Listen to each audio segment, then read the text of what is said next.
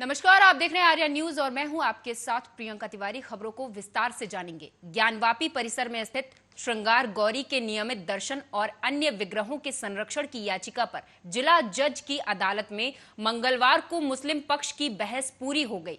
इसके बाद हिंदू पक्ष ने अपनी दलीलें शुरू की।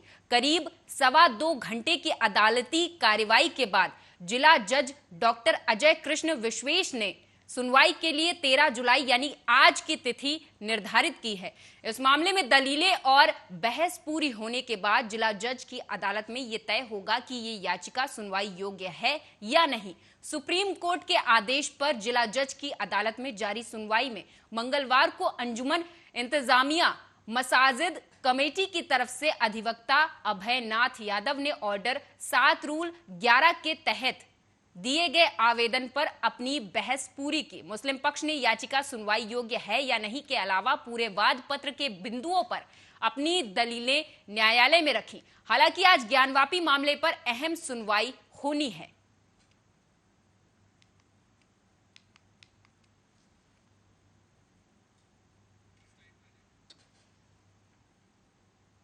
आगरा से खबर है, जहां आरएलडी प्रमुख जयंत चौधरी आगरा पहुंचे। उन्होंने इस दौरान युवा पंचायत को संबोधित किया। तो वहीं जयंत चौधरी ने बीजेपी पर जमकर निशाना साधा। उन्होंने कहा कि किसी भी प्रधानमंत्री के परिवार से आज तक कोई भी सेना में भर्ती नहीं हुआ, लेकिन चौधरी चरण सिंह के परिवार से कई सदस्य सेना में भर्ती हुए हैं। जयंत ने मंच से कहा कि जिनके परिवार नहीं है वो अग्निवीरों की परेशानी क्या ही जानेंगे।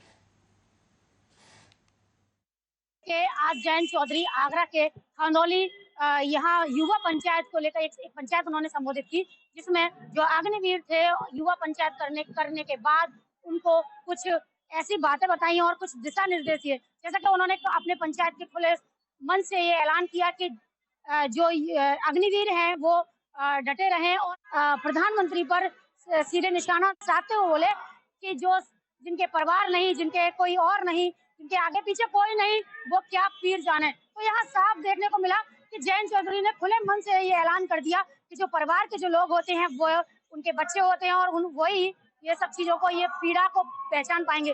और उन्होंने ये भी कहा कि जो 4 साल का जो कार्यकाल है, ये इस कार्यकाल को जो अग्निवीरों के लिए रखा गया, इस तरह ये अग्निवीरों के लिए जिस तरह जो कार्यकाल है, उसी तरह विधायक और बाकी के लोगों का जो मंत्री हैं, विधायक हैं, उनको भी 4 साल। और उसके बाद पेंशन वाली जो बात है, जिस तरह के अग्निवीरों की पेंशनों की भी जो बात खत्म करने की सरकार ने बात कही है, तो उसके लिए भी उन्होंने साफ तौर से कहा कि जो विधायक और जो मंत्रियों की जो पेंशन जो दी जाती है, उसको भी बंद कर दिया जाए। जब बॉर्डर पर अग्निवीर अपना जो परिवार को छोड़ के अपने परिवार की परवाह ना करते हुए जब वो तैनात रहता है और बाकी के जो विधायक है फिर भी इनको तो पेंशन का एक फिर भी है, और लेकिन जो 4 साल के बाद में सरकार ने ये पेंशन भी खत्म करने की बात की है, तो ये बड़ी ही विडंबना की बात है। आगरा से ममता भारद्वाज, आर्य न्यूज के आज बर्रा थाना क्षेत्र के अंतर्गत करही भारत गैस एजेंसी के पास कई सालों से लेबर मंडी लग रही थी, जहां पर दूर दूर गांव से, शहरों से मजदूर मजदूरी करने के लिए आकर खड़े होते हैं। आसपास के लोगों ने विरोध जताते हुए लेबर मंडी हटाने को लेकर कई बार लेबरों से विरोध जताया। लेबर मंडी के आसपास के लोगों ने आज जमकर लाठी बरसा दी। मजदूरों की साइकिल टूटी है, कई मजदूर घायल हुए हैं। मजदूरों ने 112 नंबर पर पुलिस से शिकायत भी की। मौके पर पहुंची पुलिस ने माहौल को शांत कराया और लाठी चलाने वाले लोगों को पकड़कर थाने ले आई। वहीं दूसरी तरफ गरीब मजदूरों को दबाने के लिए सत्ताधारी नेता थाने में जमावड़ा लगाकर खड़े हुए हैं और मजदूरों पर दबाव बना रहे हैं। कल हमारे साथ ने इन्होंने दुकानदार एक आदमी व्यक्ति रोज बैठने उठने नहीं देता है और ये अपने आप को ठेकेदार समझता है और ये मेरे को लेबर मंडी में सब कुछ लोगों को मारता पीटता रहता है हमेशा। इसकी कोई वो नहीं है। लेबर मंडी पुलिस लाइन सोनभद्र में प्रचलित 42वीं वाहिनी पीएससी नैनी प्रयागराज से आमद कराए रिक्रूट आरक्षियों का 6 माह का प्रशिक्षण सकुशल संपन्न हो गया। इस अवसर पर भव्य दीक्षांत परेड समारोह का भी आयोजन किया गया। साथ ही समारोह के दौरान मुख्य अतिथि के रूप में पुलिस अधीक्षक डॉक्टर यशवीर सिंह द्वारा पासिंग आउट परेड का निरीक्षण किया गया। साथ ही मान प्रणाम भी लिया गया।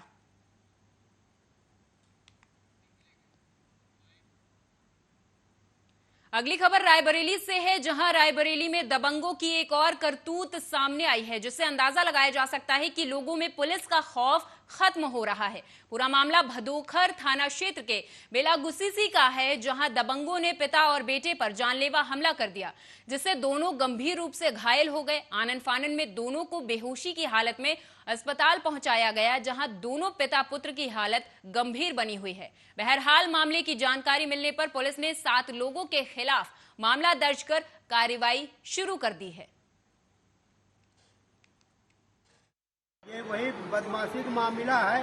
अच्छा, मारपीट किससे हुई है आपकी? लड़का की। नहीं, मारने वाले आपको कौन है? कौन, किसने मारा? वाले तो बहुत जने रहे, हम किसी को हम जान नहीं पाए कौन कौन है। किसी को पहचानते हो?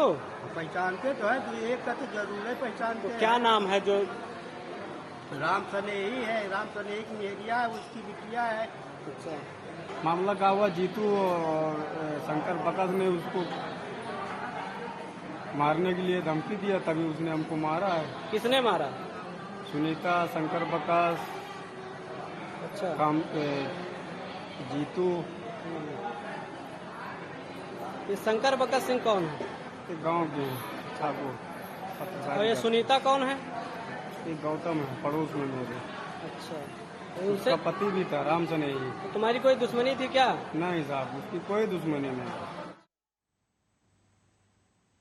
बहराइच के थाना मोतीपुर क्षेत्र के जालिम नगर पुल पर मोटरसाइकिल और कार की आमने सामने की जोरदार भिड़ंत हो गई। इस भीषण भिड़ंत से बाइक सवार मां बेटे की मौत हो गई। जांच में सामने आया है कि मृतक बेटे का नाम राजू और मृतक मां का नाम रामा देवी है। इस हादसे की सूचना पुलिस को दी गई। मौके पर पहुंची मोतीपुर थाने की पुलिस ने मां बेटे के शव को कब्जे में लेकर पोस्टमार्टम के लिए भेज दिया है। पुलिस मामले में आगे की विवेचना कार्रवाई में जुटी हुई है। पुलिस का कहना है कि शव को कब्जे में लेकर पोस्टमार्टम की कार्रवाई कराई जा रही है। आगे नियमानुसार वैधानिक कार्रवाई भी की जाएगी। मौत एक्सीडेंट हुआ था। कैसे हुआ था? ये जा रहे थे इधर से, वो आ रहा था इधर से। क्या चीज थी, क्या था? वो एल्टो कार है, उसको मैंने देखा भी नहीं कैसी। अच्छा, एल्टो कार है। नहीं, यहाँ कहाँ पे हुआ है? जालिम नगर पुल पे हुआ है। जालिम नगर पुल पे। मृतक का नाम क्या है? मृतक का नाम राजू है। और माता का नाम रामा देवी। रामा देवी माँ का नाम। रामा देवी। माँ बेटे एक्सपायर हुए हैं। माँ बेटे दोनों एक्सपायर हुए। बहराइच से अगली खबर है, जहां बहराइच के थाना फकरपुर क्षेत्र के गजाधरपुर स्थित गीता सिंह पेट्रोल पंप के पास में अज्ञात वाहन ने एक बाइक को जोरदार टक्कर मार दी। इस हादसे में बाइक सवार लोग पति पत्नी और 2 बच्चे गंभीर रूप से घायल हो गए। वहीं हादसे की सूचना स्थानीय लोगों ने फकरपुर थाने की पुलिस को दी। मौके पर पहुंची पुलिस ने सभी घायलों को उपचार के लिए पीएचसी फकरपुर में भर्ती कराया। घायलों की हालत गंभीर बनी हुई है, जिसे देखते हुए सभी घायलों को उपचार के लिए डॉक्टरों की टीम ने बहराइच मेडिकल कॉलेज रेफर कर दिया। सभी घायलों का उपचार बहराइच मेडिकल कॉलेज में चल रहा है। वहीं घायलों की हालत चिंताजनक बनी हुई है।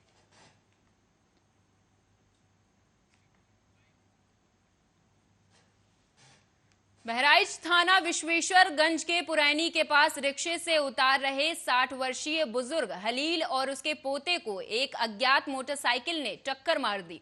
हादसे में 60 वर्षीय हलील, जो कि जोगनीपुरवा थाना विश्वेश्वरगंज के निवासी हैं, और उनका पोता गंभीर रूप से घायल हो गए, जिन्हें उपचार के लिए पुलिस द्वारा बहराइच मेडिकल कॉलेज भर्ती कराया गया। डॉक्टरों की टीम ने हलील को मृत घोषित कर दिया है, तो वहीं बच्चे का इलाज चल रहा है। बहरहाल मृतक बुजुर्ग के शव को पोस्टमार्टम के लिए भेज दिया गया है और मामले में विवेचना की जा रही है। जो भी तथ्य सामने आएंगे उस पर नियमानुसार वैधानिक कार्रवाई की जाएगी।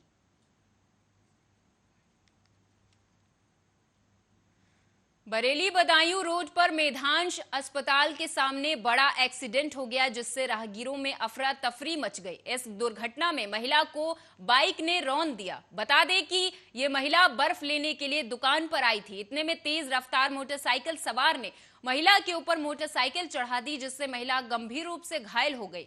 हालांकि राहगीर महिला को अस्पताल लेकर पहुंचे, जहां मेधांश अस्पताल के स्टाफ ने गाली गलौज करना शुरू कर दिया और महिला को ट्रीटमेंट नहीं दिया गया। 1 घंटे तक तड़पती रही वो महिला जो गंभीर रूप से घायल थी, लेकिन इलाज न मिलने के कारण उस महिला ने दम तोड़ दिया। परिजनों का आरोप है कि अगर सही समय से इलाज मिल जाता तो शायद उसकी जान बच जाती। बहरहाल मौके पर पुलिस पहुंची और शव को पोस्टमार्टम के लिए भेज दिया है।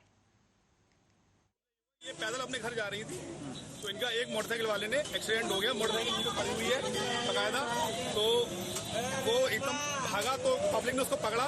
वो मोटरसाइकिल वाला एकदम अस्पताल के अंदर घुस गया। फिर कुछ एक दो भले लोग होंगे, उनको लाके उन्होंने हॉस्पिटल में दे दिया। फिर तुरंत हमें सूचना मिली, हम लोग तुरंत आए। यहाँ पर आए तो देखा गार्ड जो है, दोनों गार्ड गाली गलौज करने लगे। 2-3 अंदर से स्टाफ के लोग आए, वो लोग भी गाली गलौज करने लगे। हमें अंदर नहीं जाने दिया। 1 घंटे तक ये हमारी माता जी अंदर तड़पती रही। और जिसका एक्सीडेंट हुआ, जिस बंदे ने इनको एक्सीडेंट किया, उसने पत्नी इन लोगों को क्या दिया, रिश्वत दी, क्या दी, वो आराम से एसी रूम में अपने बैठा हुआ है। मगर अस्पताल प्रशासन ने हमें किसी को भी अंदर आने नहीं दिया। जब 1 घंटे से ऊपर हो गया, खून से बॉडी लथपथ हो गई, इनकी डेथ हो गई, तो इनको निकाल के बाहर कर दिया। बोले आप इन्हें डिस्ट्रिक्ट ले जाइए। पुलिस लाइन एटा स्थित परेड ग्राउंड पर 192 रिक्रूट आरक्षियों की दीक्षांत परेड का भव्य आयोजन संपन्न हुआ। इस परेड में मुख्य अतिथि का मान प्रणाम दीपक कुमार पुलिस उप महानिरीक्षक द्वारा प्राप्त किया गया और विशिष्ट अतिथि अंकित कुमार अग्रवाल जिलाधिकारी समेत वरिष्ठ पुलिस अधीक्षक ने परेड की सलामी ली। आज एटा जनपद में 192 रिक्रूट प्रशिक्षु जो थे, आज वो पास होकर आज उनकी पासिंग आउट परेड संपन्न हुई। उनकी जो ट्रेनिंग दी जा रही थी पुलिस लाइन में, जो हमारा प्रशिक्षण निदेशालय के निर्देशानुसार वो पूर्ण हो गई। अब वो उनको जहाँ जहाँ PSC अलॉट की गई है, अब वो वहाँ जा कर के वो अब अपने काम में लगेंगे। उत्तर प्रदेश पुलिस के लिए यह गर्व का विषय है, हम लोग के लिए गौरव की बात है। एक साथ उत्तर प्रदेश पुलिस और प्रशिक्षण निदेशालय माननीय मुख्यमंत्री जी के निर्देश में हजारों की संख्या में यहाँ पर रिक्रूट हो रहे हैं और प्रत्येक जनपद जो हमारे हैं उत्तर प्रदेश में, लगभग सभी जनपदों में प्रशिक्षण निदेशालय द्वारा उनके जो ट्रेनर हैं वो नियुक्त किए गए हैं और उनके द्वारा ट्रेनिंग दी जाती है। SSP साहब जो जनपद के हैं, उन्होंने बहुत इसमें मेहनत किया और लगातार लॉ एंड ऑर्डर और क्राइम का जो बिजी शेड्यूल रहता है उससे अलग हटकर प्रशिक्षण पर इन्होंने ध्यान दिया। इन्होंने RI ने और जो प्रशिक्षण के निदेशालय के जितने स्टाफ यहाँ लगाए गए थे, सब लोगों ने बहुत मेहनत से यहाँ पर काम किया और जो इनकी पासिंग आउट परेड थी वो उसका प्रदर्शन जो था बहुत विहंगम था, बहुत भव्य था। और हमें उम्मीद है कि ये जो हमारे पुलिस विभाग में जो ये नए लड़के आए हैं, इससे निश्चित रूप से पुलिस एटा में गैंगस्टर फरार चल रहे पूर्व जिला पंचायत अध्यक्ष जुगेंद्र सिंह और उनके भाई पूर्व विधायक रामेश्वर सिंह यादव का आवास कुर्क कर लिया गया। दोनों कद्दावर नेताओं के आवास पर कुर्की की कार्रवाई से इलाके में हड़कंप मच गया है। तो वहीं अलीगंज से पूर्व विधायक रामेश्वर सिंह यादव को पुलिस द्वारा पिछले दिनों गिरफ्तार कर जेल भी भेजा जा चुका है। हालांकि गैंगस्टर एक्ट में फरार चल रहे समाजवादी पार्टी के पूर्व जिला पंचायत अध्यक्ष जुगेंद्र सिंह यादव की तलाश अभी भी जारी है।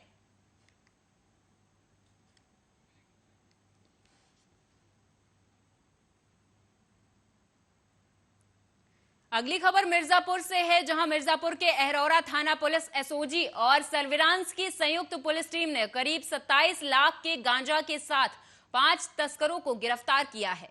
करीब 1 क्विंटल बरामद गांजा स्कॉर्पियो और स्विफ्ट कार में लाद कर उड़ीसा से वाराणसी ले जाया जा रहा था। दरअसल मुखबिर से जानकारी मिलने पर सक्रिय हुई पुलिस ने लखनिया दरी के पास वाहनों की चेकिंग अभियान चलाया। इस बीच सुकृत बॉर्डर की तरफ से आने वाली स्कॉर्पियो और स्विफ्ट कार को रोका गया। स्कॉर्पियो में 2 व्यक्ति बैठे थे और तलाशी के दौरान 15 पैकेट में रखा अवैध गांजा बरामद हुआ है। इसी प्रकार स्विफ्ट कार में 3 व्यक्ति बैठे मिले। इस वाहन में भी 14 पैकेटों में रखा हुआ गांजा बरामद हुआ है। साथ ही गिरफ्तारी और बरामदगी करने वाली पुलिस टीम को 15,000 रुपए का इनाम SP सिटी संजय कुमार ने घोषित किया है। देखिए, कल 7:45 बजे के आसपास पुलिस को टिप ऑफ मिलता है। उस आधार पर पुलिस ने इंटरसेप्ट किया और 2 गाड़ियों को पकड़ा है, जिसमें एक स्कॉर्पियो है तथा एक स्विफ्ट डिज़ायर है और उसमें 5 लोग बैठे हुए थे, जिनसे पूछताछ की जाती है। तो उन्होंने उसको गांजा स्वीकार किया और पुलिस थाना अरोड़ा द्वारा, जनपद मिर्ज़ापुर द्वारा उसमें 8/20 NDPS एक्ट की कार्रवाई करते हुए अभियोग दर्ज किया जाता है 117/22 और उसको तौला जाता है तो उसका लगभग 84 किलोग्राम उसका वज़न आता है और जिसका अंतर्राष्ट्रीय मूल्य लगभग 27 लाख रुपए बताया जाता है। और पांचों अभियुक्त गिरफ्तार करते हुए जो बिहार प्रांत के रहने वाले हैं तथा उड़ीसा के धर्मगढ़ से ये वाराणसी कैंट ले जा रहे थे और बाकी इसमें कई और गैंग्स में शामिल हैं, उस पर कार्य किया जा रहा है तथा इनके आपराधिक इतिहास के बारे में पता किया जा रहा है। शीघ्र ही हम पता करेंगे और तथा इसके पूरे गैंग का क्रैक करके भी हम और विधिसम्मत और कठोर कार्रवाई गैंगस्टर के तहत भी नियमानुसार करेंगे। विंध्याचल थाना पुलिस के बिरोही गांव में रात में चली गोली की वजह से मौत के मामले में 7 आरोपियों को गिरफ्तार किया गया। खेत से मिट्टी खोदने के विवाद में हुए विवाद में गोली चल गई, जिसके बाद 2 सगे भाइयों को गोली मारी गई थी। ये खुलासा पुलिस लाइन में एसपी सिटी संजय कुमार ने पत्रकार वार्ता के दौरान किया। बताया जाता है कि इलाज के दौरान राजेश की मौत हो गई थी। साथ ही पुलिस ने गिरफ्तार आरोपियों के पास से वारदात में प्रयुक्त असलहा भी बरामद कर लिया है। दरअसल विंध्याचल थाना क्षेत्र के बिरोही गांव में रात खेत से मिट्टी खोदने का विरोध करने पर 2 पक्षों में जमकर मारपीट हुई थी। इस दौरान एक पक्ष ने बंदूक से फायर कर दिया और गोली लगने से 2 सगे भाई घायल हो गए, जहां इलाज के वाराणसी के ट्रॉमा सेंटर में 30 वर्षीय राजेश की मौत हो गई थी। जानकारी के अनुसार अब आरोपियों पर गैंगस्टर की कार्रवाई की जाएगी। देखिए, परसों अर्थात 10 जुलाई 2022 को ग्राम बिरोही में 2 पक्षों के बीच में थाना विंध्याचल अंतर्गत शाम को लगभग रात में 10 बजे और 10:30 बजे के बीच में मारपीट की घटना मिट्टी खोदने के विवाद को लेकर के हुई थी 2 पक्षों में। बाद में गोलीबारी भी उसमें चलाई गई थी, जिसमें एक व्यक्ति को गोली गंभीर लगी थी तथा दूसरे व्यक्ति को भी गोली लगी थी। 2 व्यक्तियों के जो जांघों पे चोट लगी थी, एक व्यक्ति राजेश यादव की बाद में वाराणसी में इलाज के दौरान ट्रॉमा सेंटर में मृत्यु हो जाती है, जिसके आधार पर हमारे थाना विंध्याचल में 120/22, 302, 307, 147, 148, 34 IPC का मुकदमा दर्ज किया जाता है तथा इसमें पुलिस द्वारा त्वरित कार्रवाई करते हुए 8 नामजद मुलजिमों में से 7 की गिरफ्तारी कर ली गई है।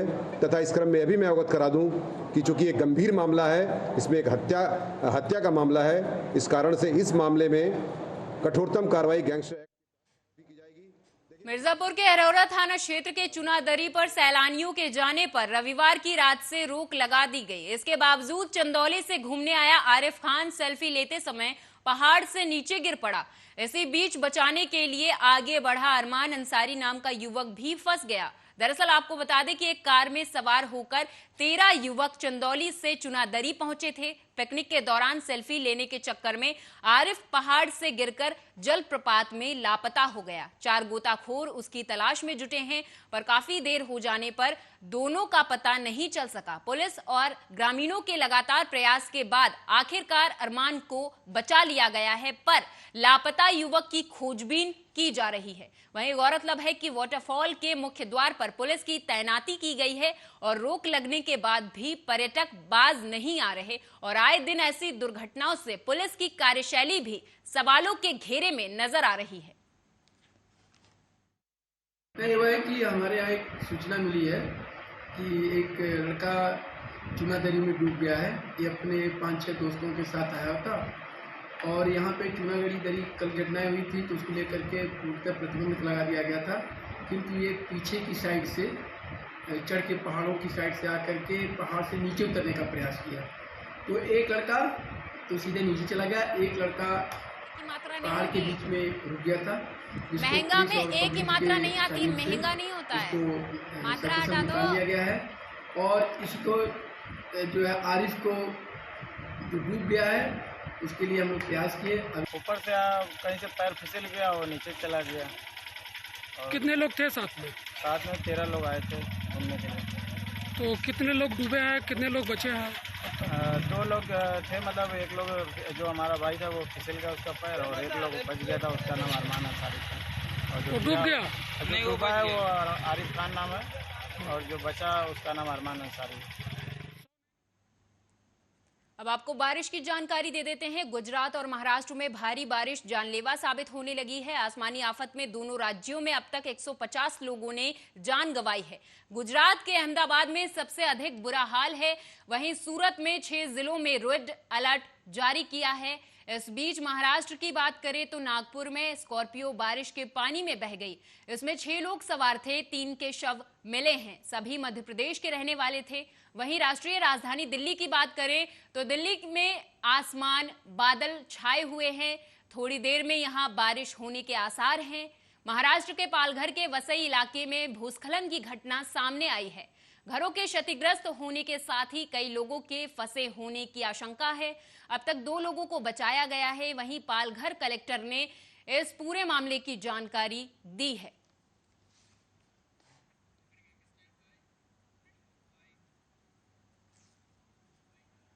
और मेरे साथ इस बुलेटिन में फिलहाल इतना ही। आप देखते रहिए आर्या न्यूज। नमस्कार।